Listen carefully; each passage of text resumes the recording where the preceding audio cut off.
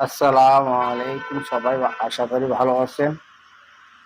সবাই ভিডিওটা শেয়ার করে দিবেন, এমনকি সবাই এই মেসেজটা সবার মধ্যে ছড়িয়ে দিবেন। আজকে একটা গুরুত্বপূর্ণ টিপস নিয়ে আসলাম, সবাই মনোযোগ দিয়ে শুনবেন।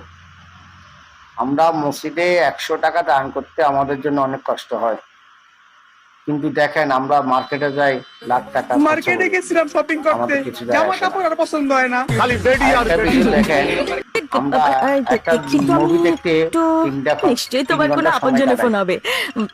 অনেক ভালো হুম, লাগে।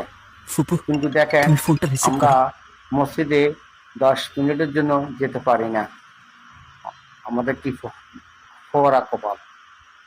আরেকটা বিষয় দেখেন, যখন টিকিট খেলা চলে আমরা সবাই বসে থাকি যে টিকিট কে কত রান করে, কে 6 মারে, কে 4 মারে, কে আউট হয়, আমরা এই বিষয়ের জন্য দেখার জন্য বসে থাকি।